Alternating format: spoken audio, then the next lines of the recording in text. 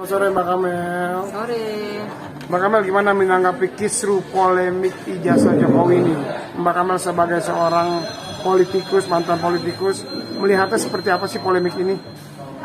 Oke, ya biasalah ya, polemik itu pasti ada ya, pro dan kontra. Kalau saya sih melihatnya menyayangkan kekisruhan ini, karena Indonesia itu butuh energi untuk hal-hal yang positif, ya kan? Apalagi menurut saya ini udah kerana hukum, ya udah biar polisi yang memproses. Tapi ada baiknya kedua belah pihak itu kayak legowo, tenang gitu ya.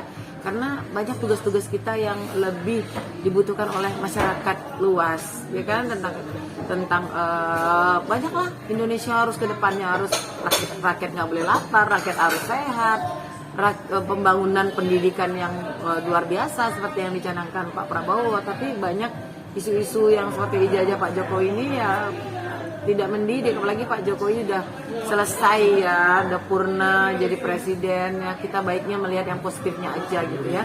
Pak Jokowi sudah bekerja dengan baik selama 2 periode ya. Kita sebagai warga negara Indonesia yang sangat sangat santun gitu, ada baiknya udahlah gitu ya kan, nggak perlu kita bersikeras kesana kesini. Itu sih menurut saya. Oke, Kak Kamel, tentang kisru polemik ijazah Pak Jokowi ini, apakah ada orang-orang yang sakit hati atau seperti apa sih kalau Ya. Kak Kamel melihat hal ini? Namanya politik ya, politik itu begitulah, kepentingan gitu. Mungkin saat ini kepentingan mereka berbeda, jadi pasti akan melakukan sesuatu hal yang perlawanan. Tapi pada saat kepentingannya sama, mereka akan melakukan hal yang bersama-sama gitu. Jadi memang itulah politik. Kalau nggak begitu bukan politik namanya, ya, karena indahnya itu ya begitu seninya. Tapi saya pengennya tuh politik jangan ada black campaign, jangan jadi memberi pembelajaran yang negatif buat anak muda. Jadi apatis kan mereka melihat kalau negara ini, kalau pemimpinnya, negarawannya tidak memberikan contoh yang berpolitik yang santun. Nah itu yang diajaskan partai PKB terutama ya, untuk berpolitik yang santun. Kak Kamel ini sebagai seorang mantan wakil rakyat, mungkin ada saran ke sini para mungkin pejabat-pejabat di atas sana seperti apa harusnya gitu, lebih memikirkan masyarakat Indonesia atau lebih apa gitu? Ya. Bukan saran sih, ini tugas kita bersama teman-teman, terutama yang punya kekuasaan juga.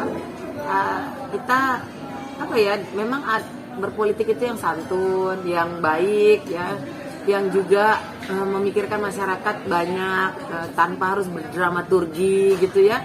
Walaupun dramaturgi di politik itu sah-sah aja, black campaign itu sah-sah aja, tapi pada saat kita akan menarik, kita ini Indonesia banget loh, Indonesia yang memang santun dan lain-lainnya itu, yang itu harus kita kedepankan.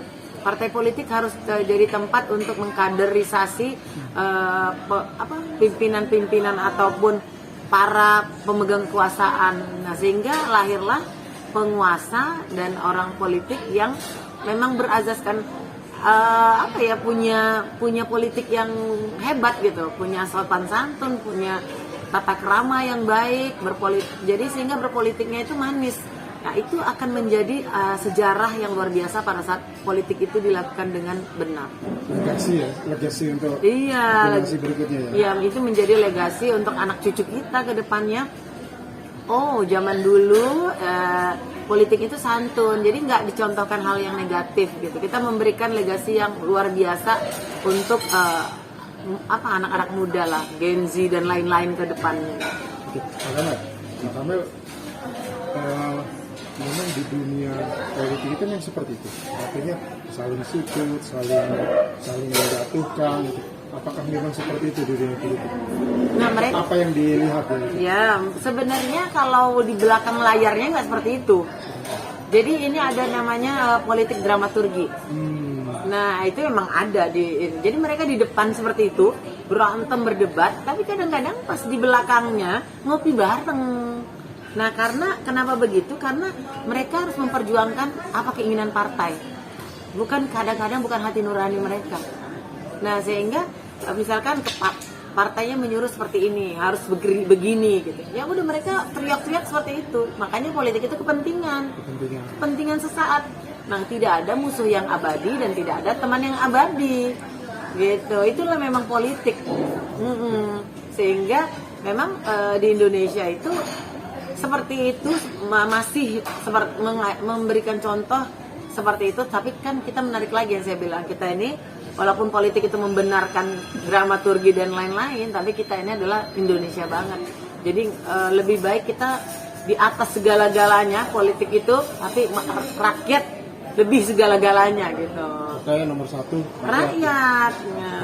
Kalau Mbak Campbell sendiri itu dari partai apa? PKB sampai sekarang masih. Oke.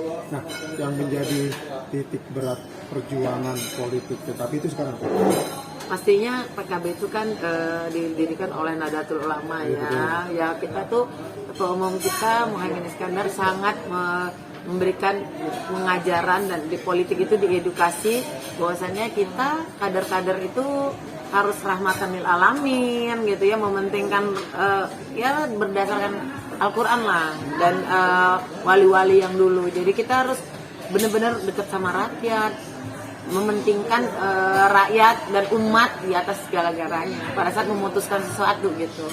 Oke. Nah, ini kan politik ini kan, kalau menurut Mbak Amel, politik yang sekarang ini gimana?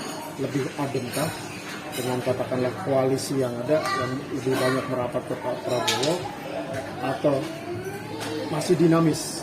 Gimana melihatnya? Iya, kalau sekarang saya lihatnya memang gimana ya, kayak orang lagi wait and see. Jadi mendukung, pastinya kita harus mendukung program pemerintah kan. Jadi lebih berkurang sih. Kalau dulu kan ada kadrun, ada ini cebong, kampret, ya kan. Tapi kalau sekarang udah enggak, karena mungkin lebih mencair ya. Sudah belajar dari banyak pengalaman, dan Pak Prabowo juga pemimpin yang luar biasa juga. Dan udah bergabung juga Pak Prabowo sama Pak Jokowi kan udah baiklah, dan negarawannya udah bersatu, jadi ke bawahnya juga udah adem. Pendukungnya juga udah adem, udah bersatu. Nah, tapi sekarang memang tugasnya agak lebih berat karena memang negara, bukan hanya Indonesia, dunia mengalami krisis. Jadi konsen kita adalah seperti yang Pak Prabowo bilang, ekonomi. Terus juga Pak Prabowo kan paling ini sumber daya manusia ya. Sekolah dia gratis, makan siang gratis, ya memang sangat dibutuhkan. Kita melihat sendiri ke bawah bahwasanya kita miris pada saat anak-anak bangsa kita di zaman AI masih ya kan masih tertinggal gitu. Memanfaatkan AI itu kan harus yang hal positif, jangan sampai hal negatifnya lebih diterima sehingga budaya membaca itu nggak ada gitu. Dengan sekolah yang luar biasa, ada sekolah rakyat dan lain-lain, itu keren banget.